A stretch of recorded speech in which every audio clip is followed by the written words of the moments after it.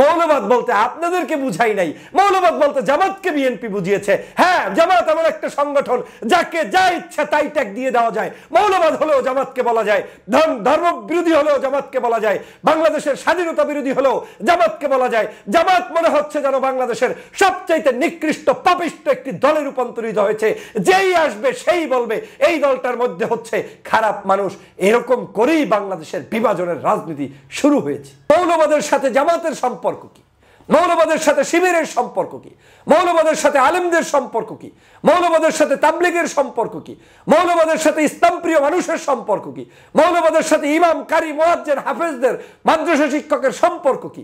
আজকে হেফাজতে ইসলাম বৈঠক করেছে, আপনি তাকে বলে দিলেন মৌলবাদ বলতে আমি জামাতকে বুঝিয়েছি। কালকে আরেকজন বৈঠকে বসবে, আপনি বলবেন মৌলবাদ বলতে আমি অমুককে বুঝিয়েছি। এই সকল ধান্দাবাজি বক্তব্য পরিহার না করলে আগামী দিনের ভবিষ্যৎ যে কত কঠোর হবে সেটা আপনারা বোঝার মতো শক্তি নাই। এ কি দেখছি? আগের পথেই চলছে বাংলাদেশ। এটার জন্য বাংলাদেশ স্বাধীন করি নাই। গত 16 বছর কথা বলেছি সকল অন্যায়ের বিরুদ্ধে, সকল মানুষের পক্ষে। এই হেফাজতের জন্য যখন কেউ কথা বলে নাই আমি কথা বলেছি। এই শাহবাগীদের বিরুদ্ধে যখন কেউ কথা বলে নাই আমি কথা বলেছি। আলেম ওলামার পক্ষে যখন কেউ কথা বলে নাই আমি বলেছি, আজও বলছি। আপনাদের শিক্ষা হওয়া উচিত। আপনাদের চোখের সামনে একটি দলকে এভাবে অপদস্থ করবে, অপমান করবে, আর কান পেতে শুনে আসবেন, সেটাও কিন্তু আপনাদের পতনেরই লক্ষণ। বাহ বিএনপি, বাহ! আপনাদের একটু লজ্জা হলো না? আপনাদের একটু শরম হলো না এই শব্দ চয়নটা করতে? গতকালকের হেফাজতে ইসলামের সাথে আপনাদের বৈঠক হয়েছে।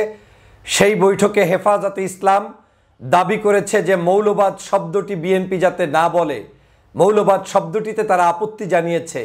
আর আপনারা চট করে আওয়ামী লীগের মতো বলে দিলেন যে মৌলবাদ বলতে আপনারা কাকে বুঝিয়েছেন? শুধুমাত্র জামাতকে, এদেশের অন্য কোনো রাজনৈতিক দল কিংবা আলেম ওলামাকে বুঝাননি। তার মানে আপনি সেই আওয়ামী লীগের পথেই কি হাঁটছেন? আওয়ামী লীগের মতো করেই কি রাজনীতি করতে চাচ্ছেন? যা কিছু ঘটবে, যা কিছু রটবে, যা কিছু চলবে সব কিছুই জামাতের উপরে চাপিয়ে দিয়ে আপনি বাংলাদেশের জনপ্রিয়তায় টিকে থাকতে চাইবেন? বাংলাদেশের আলেম ওলামাকে ভুগিযুগি বুঝাবেন? আপনি আলেম ওলামাদেরকে বলছেন কি করে, কারা বলছেন যে মৌলবাদ বলতে আমরা জামাতকে বুঝিয়েছি, এখানে অন্য কাউকে বুঝানো হয়নি? হেফাজতে ইসলামের নেতাদের প্রশ্নের জবাবে আপনি কি এই জবাব দিতে পারলেন? বাংলাদেশে গত 16 বছর পর্যন্ত জুলুম, নির্যাতন, অত্যাচারের শিকার ছিল এদেশের সকল রাজনৈতিক দল। জামাত ছিল তার মধ্যে অন্যতম। জামাতকে আপনি মৌলবাদ হিসাবে স্বীকৃতি দিয়ে চাপিয়ে দিবেন আর বাংলাদেশের জনগণ সেটা মেনে নিবে, বসে থাকবে? এই জামাত ইসলামের ফাঁসি হয়েছে যাদের, সেই মানুষগুলোর ফাঁসি কি এদেশের জনগণ মেনে নিয়েছে? দেশনেত্রী বেগম খালেদা জিয়া বাংলাদেশে ফাঁসি দেওয়া সেই ব্যক্তিদের পক্ষে প্রথম জনসমাবেশ করে প্রকাশ্যে বলেছিলেন এগুলা হচ্ছে সম্পূর্ণ আওয়ামী লীগের ধান্দাবাজি। তিনি নাম উচ্চারণ করে করে প্রত্যেকটি ফাঁসির কাস্টে যারা ঝুলেছেন তাদের পক্ষে স্টেটমেন্ট দিয়েছেন। আপনি সেই দলের নেতা হয়ে জামাতকে সহজেই মৌলবাদ বানিয়ে দিলেন। এত সস্তা রাজনীতি, এত সস্তা রাজনীতি করছেন। বাংলাদেশে আপনি মৌলবাদ ট্যাগ দেওয়ার জন্য বাংলাদেশের সবচাইতে উদার একটি রাজনৈতিক দল জামাত ইসলাম, যেই জামাত ইসলাম রাজনীতিতে সংস্কার এনে এই দেশের ইসলামী হুকুমতের যেমন কথা বলছে, পাশাপাশি রাজনৈতিক অঙ্গনে তার আদর্শভিত্তিক সামাজিক সকল কার্যক্রম, শিক্ষা, সাহিত্য সকল জায়গায় তাদের অবদান, সেই দলটাকে আপনি মৌলবাদ বলে দিলেন। লজ্জা হওয়া উচিত আপনাদের। কে বলেছে, কারা বলেছে? বিএনপির এখনই উচিত তাদেরকে তদন্ত করে জনগণের সামনে তাদেরকে প্রকাশ্যে আনা এবং তাদেরকে বিচারের কাঠগড়ায় নিয়ে আসা। সস্তা রাজনীতি বন্ধ করুন। শেখ হাসিনার রাজনীতি ছিল এমন, বাংলাদেশে যে কোনো কিছু ঘটলে এটা জামাত শিবিরের কাজ। বাংলাদেশে যে কোনো কাজ করলে সব কিছুতে তাদের উপরে চাপিয়ে দেওয়া হতো। সর্বশেষ এই যে জুলাই বিপ্লবের আগে 5 তারিখের পূর্বে আপনাদের মনে আছে বাংলাদেশের সব কিছুর জন্য শেখ হাসিনা দায়ী, কিন্তু জামাতের উপরে দাস চাপিয়ে দিয়ে তারপরে জামাতকে নিষিদ্ধ ঘোষণা করলো, জামাত শিবিরের কার্যক্রম বন্ধ ঘোষণা করলো। তার ফলশ্রুতিতে কি হয়েছে জনগণ কিন্তু দেখেছে, জনগণ দেখিয়ে দিয়েছে রাজাকার শব্দ বারবার উচ্চারণ করলে কি হয়। সেই রাজাকার শব্দ উচ্চারণের ফল হিসাবে আওয়ামী লীগের পতন হয়েছে, শেখ হাসিনার পতন হয়েছে, সারা বাংলাদেশে বারুদের মতো জ্বলে উঠেছে। এই সকল শব্দ জনগণ শুনতে চায় না। আপনাদের কি আকলে ধরে না যে দেশের জনগণ কি চায় আর কি চায় না? কেন বারবার এই শব্দগুলো উচ্চারণ করে অপরাজনীতির জন্য রাস্তায় নেমেছেন? মৌলবাদের সাথে জামাতের সম্পর্ক কি? মৌলবাদের সাথে শিবিরের সম্পর্ক কি? মৌলবাদের সাথে আলেমদের সম্পর্ক কি? মৌলবাদের সাথে তাবলীগের সম্পর্ক কি? মৌলবাদের সাথে ইসলাম প্রিয় মানুষের সম্পর্ক কি? মৌলবাদের সাথে ইমাম, কারি, মুয়াজ্জিন, হাফেজদের, মাদ্রাসা শিক্ষকের সম্পর্ক কি?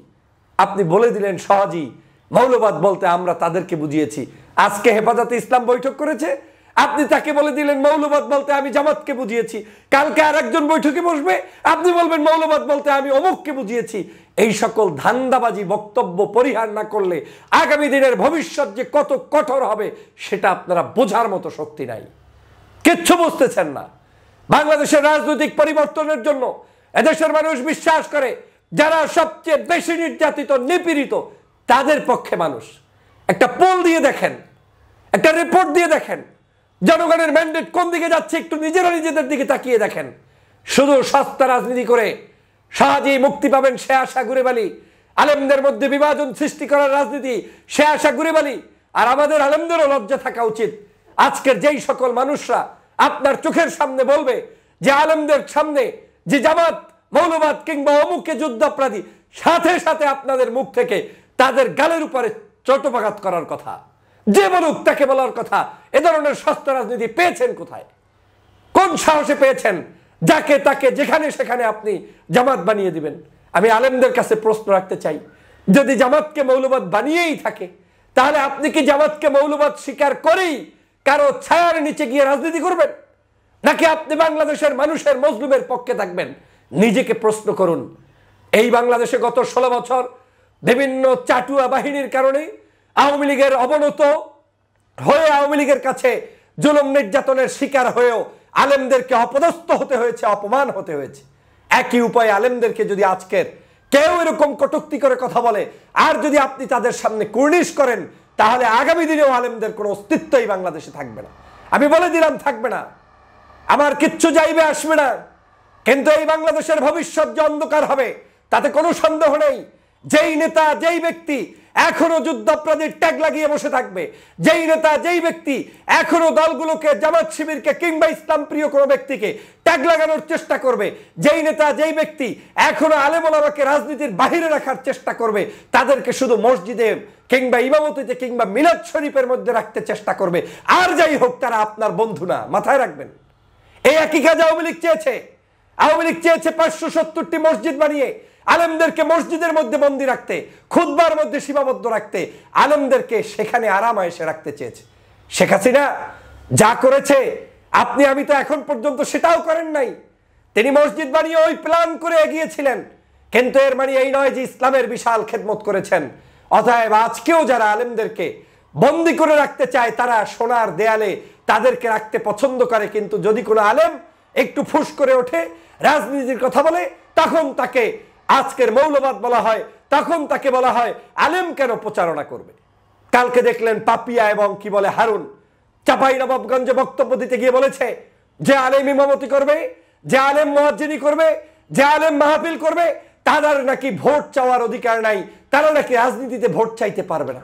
কত বড় নির্লজ্জ বেহায়া মানুষেরা।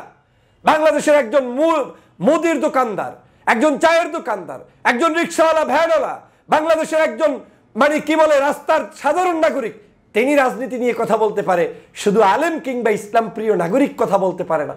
এটা কেমন সভ্যতা, এটা কেমন বর্বরতা। তার মানে এই পথ আওয়ামী লীগের দেখানো পথ। অতএব শুধুমাত্র আওয়ামী লীগটা বিদায় নিয়েছে, কিন্তু বাংলাদেশের মন মস্তিষ্ক থেকে সেই জিনিসটা বিদায় নেয়নি।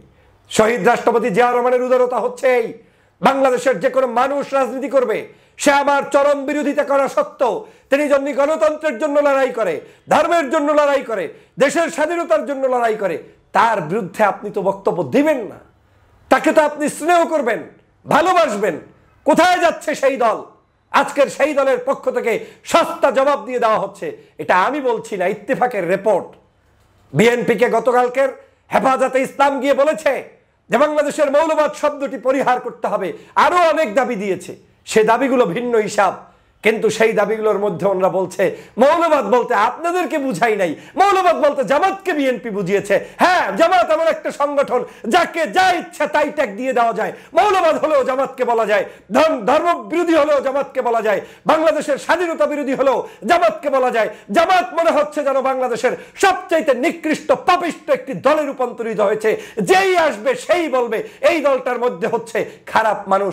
এরকম করেই বাংলাদেশের বিভাজনের রাজনীতি শুরু হয়েছে। কি দেখছি? আগের পথেই চলছে বাংলাদেশ। এটার জন্য বাংলাদেশ স্বাধীন করি নাই। গত 16 বছর কথা বলেছি সকল অন্যায়ের বিরুদ্ধে, সকল মানুষের পক্ষে। এই হেফাজতের জন্য যখন কেউ কথা বলে নাই আমি কথা বলেছি। এই শাহবাগীদের বিরুদ্ধে যখন কেউ কথা বলে নাই আমি কথা বলেছি। আলেম ওলামার পক্ষে যখন কেউ কথা বলে নাই আমি বলেছি, আজও বলছি। আপনাদের শিক্ষা হওয়া উচিত। আপনাদের চোখের সামনে একটি দলকে এভাবে অপদস্থ করবে, অপমান করবে, আর কান পেতে শুনে আসবেন, সেটাও কিন্তু আপনাদের পতনেরই লক্ষণ। সাবধান হয়ে যান।